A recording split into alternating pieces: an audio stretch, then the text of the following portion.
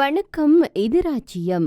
காசா பிராந்தியத்தில் மோதல் நிலவி வரும் நிலையில் பாலஸ்தீனத்தை ஒரு நாடாக ஸ்பெயின் அதிகாரப்பூர்வமாக அங்கீகரித்துள்ளது. இது இஸ்ரேலுக்கு மிக பெரிய ஒரு சிக்கலாக மாறியிருக்கின்றது. பாலஸ்தீன மக்கள் தங்களுக்கு தனிநாடு அந்தஸ்து கேட்டு பல காலமாக போராடி வருகின்றார்கள். பெரும்பாலான உலக நாடுகள் இத்தனை காலம் பாலஸ்தீனத்தை அங்கீகரிக்காமலேயே இருந்தது. ஆனால் இஸ்ரேல் ஹமாஸ் இடையே காசா போர் மீண்டும் ஏற்படத் தொடங்கிய பிறகு நிலைமை மாறத் தொடங்கியது.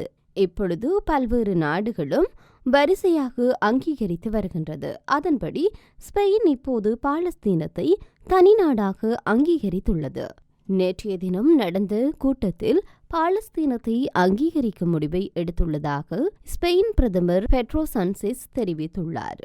இஸ்ரேல் ஐரோப்பிய ஒன்றியம் இடையே உறவு மோசமடைந்து வரும் நிலையில் பாலஸ்தீனத்தை அங்கீகரிக்கும் முடிவை இப்பொழுது ஸ்பெயின் எடுத்துள்ளது.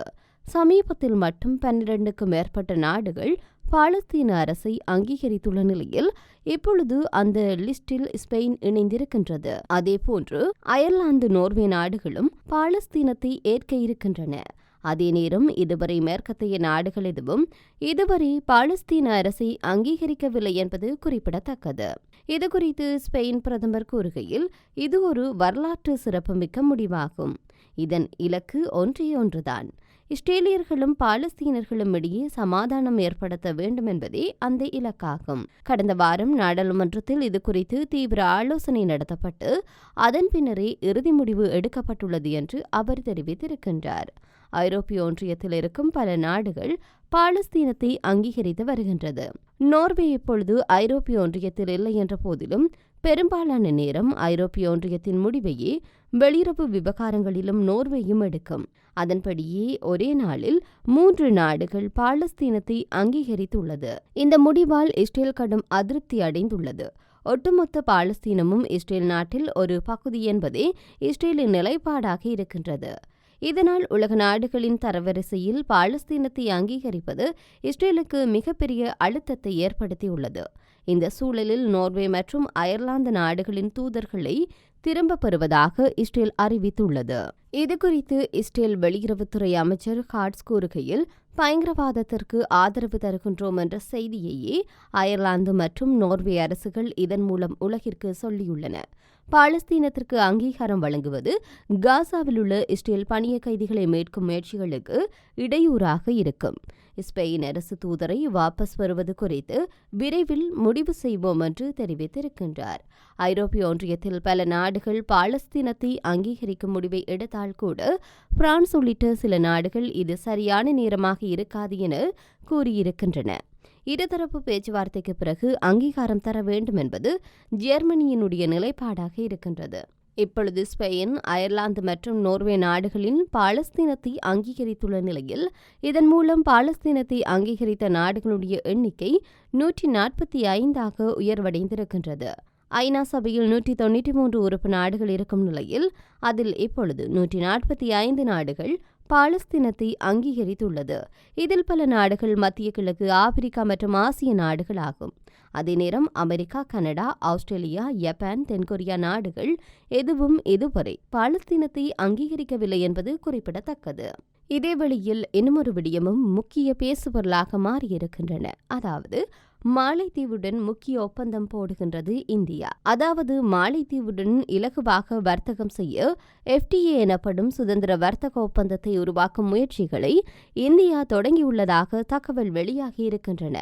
கடந்த சில காலமாகவே இந்தியா மாலைத்தீவு இடையேயான உறவு மோசமாக இருக்கும் நிலையில் இப்பொழுது நிலைமை மெல்ல மெல்ல மாறத் தொடங்கியிருப்பது போல தெரிகின்றது. அதாவது மாலைத்தீவுடன் எளிமையாக வர்த்தகம் செய்ய ஏதுவாக FTA எனப்படும் சுதந்திர வர்த்தக ஒப்பந்தத்தை உருவாக்கும் முயற்சிகளை இந்தியா தொடங்கியுள்ளதாக மாலைத்தீவு அமைச்சர் தெரிவித்திருக்கின்றார். இது தொடர்பாக மாலேயில் சமீபத்தில் செய்தியாளர்களிடம் பேசிய அந்த நாட்டின் வர்த்தக அமைச்சர் சயீத், இரு நாடுகளுக்கு இடையே சுதந்திர வர்த்தக ஒப்பந்தத்தை உருவாக்க பேச்சுவார்த்தை நடந்து வருவதாக தெரிவித்துள்ளார். அவர் இது தொடர்பில் மேலும் தெரிவிக்கையில், ஏற்கனவே SAFTA எனப்படும் தெற்காசிய சுதந்திர வர்த்தக ஒப்பந்தம் இருக்கின்றது. இதை தவிர மாலைத்தீவுகளுடன் தனியாக சுதந்திர வர்த்தக ஒப்பந்தம் இருக்க வேண்டும் என்று இந்தியா விரும்புகின்றது. இதற்கான பேச்சுவார்த்தை இப்பொழுது தொடங்கி நடந்து வருகின்றது. எந்தவொரு நாடு விரும்பினாலும் மாலைத்தீவுடன் சுதந்திர வர்த்தக ஒப்பந்தத்தை கையெழுத்திடலாம். இதற்கான வாய்ப்பு அனைத்து நாடுகளுக்கும் வழங்கப்படும் என்பதில் எங்கள் அதிபர் முகமது முய்சு உறுதியாக இருக்கின்றார். இருதரப்பு வர்த்தகத்தை எளிதாக எத்தனை நாடுகளில் முடியுமோ அத்தனை நாடுகளில் வர்த்தக ஒப்பந்தம் செய்ய வேண்டும் என்பதில் உறுதியாக உள்ளோம் என்று தெரிவித்திருக்கின்றார். இந்தியாவிற்கும் மாலைத்தீவிற்கும் இடையே கடந்த பல ஆண்டுகளாகவே நல்லுறவு இருந்து வந்தது. இருப்பினும் எப்பொழுது முய்சு மாலைத்தீவு அதிபராக பொறுப்பேற்றாரோ அப்போது இருந்தே இருதரப்பு உறவு பாதிக்க தொடங்கியது. மாலைத்தீவிற்கு உதவும் வகையில் இந்தியா ஹெலிகாப்டர்களை வழங்கிய நிலையில் அதை ஆபரேட் செய்ய இந்திய ராணுவத்தினர் மாலைத்தீவில் இருந்தனர். அவர்கள் வெளியேறியே தீர வேண்டும் என்பதில் முய்சு உறுதியாக இருந்தார். இதனை அடுத்து ராணுவத்தினர் வெளியேற்றப்பட்டு இம்மாத தொடக்கத்தில் அவர்களுக்கு பதிலாக ராணுவம் சாராத தொழில்நுட்ப வல்லுநர்கள் பணியமர்த்தப்பட்டனர். குறிப்பாக பிரதமர் மோடியின் லட்சத்தீவு பயணத்தில் சில மாலைத்தீவு அமைச்சர்கள் கேலி செய்தது இருநாட்டு உறவில் மிகப்பெரிய விரிசல் ஏற்பட்டது. மாலைத்தீவுக்கு சுற்றுலா செல்வதை பல இந்தியர்கள் புறக்கணிக்க ஆரம்பித்தனர். இதனால் மாலைத்தீவு பொருளாதாரமே பாதிப்படைந்தது. இதன் பின்னே மாலைத்தீவு தன்னுடைய செயல்பாடை மாற்றியது. சமீபத்தில் கூட அந்த நாட்டின் அமைச்சர்கள் இந்தியர்கள் மாலைத்தீவுக்கு சுற்றுலா வர வேண்டும் என வெளிப்படையாகவே கேட்டுக்கொண்டிருந்தது குறிப்பிடத்தக்கது. இருநாட்டு உறவு இப்படி இருக்கும் நேரத்தில் தான் மாலைத்தீவுடன் இந்தியா சுதந்திர வர்த்தக ஒப்பந்தத்தை மேற்கொள்ள முயற்சி மேற்கொள்வதாக தகவல் வெளியாகியிருக்கின்றது. மேலும் மாலைத்தீவு அதிபர் முய்சு சீனாவுடன் நெருக்கம் காட்ட முயலும் நிலையில் இந்தியா மாலைத்தீவுடன் வர்த்தக ஒப்பந்தம் போட முயல்வது முக்கியமானதாக பார்க்கப்படுகின்றது. இந்தியா மாலைத்தீவு இடையே ஏற்கனவே கடந்த 1981 வர்த்தக ஒப்பந்தம் மேற்கொள்ளப்பட்டது. இரு நாடுகளுக்கிடையில் அத்தியாவசிய பொருட்களை ஏற்றுமதி செய்வதை அந்த ஒப்பந்தம் எளிதாக்குகின்றது. இந்த ஒப்பந்தத்திற்கு பிறகு இந்தியா மாலைத்தீவு இடையான இருதரப்பு வர்த்தகம் தொடர்ந்து அதிகரித்தே வந்துள்ளது. கடந்த 2021 அது முதல் முறையாக $300 மில்லியன் தாண்டியது. இதற்கிடையே அடுத்த ஆண்டில் இந்த வர்த்தகம் $500 மில்லியனை தாண்டும் என்று எதிர்பார்க்கப்படுகின்றது. இதற்கிடையில் இன்னுமொரு விடயமும் மிக முக்கியமான பேசுபொருளாக மாறியிருக்கின்றன. அதாவது வடகொரியா தொடர்பான விடயம்தான் முக்கியமான விடயமாக இருக்கின்றது. பொதுவாகவே வடகொரியா எனும் போது மிகவும் கடுமையான சட்டத்திட்டங்களை கொண்ட நாடு என்பது அனைவரும் அறிந்தது. அதே நேரத்தில் வடகொரியாவில் என்ன நடக்கும் என்பது தொடர்பான செய்திகள் அவ்வளவு இலகுவாக வெளியில் வராது என்பதும் குறிப்பிடத்தக்கது. இந்த நிலையில் புதிதாக உருவாக்கப்பட்ட ராக்கெட் என்ஜின் விமானத்தில் வெடித்து சிதறியதனால் புதிய ராணுவ உளவு செயற்கைக்கோளை ஏவுவதற்கான தன்னுடைய முயற்சி தோல்வியில் முடிந்துள்ளதாக வடகொரியா தெரிவித்துள்ளது.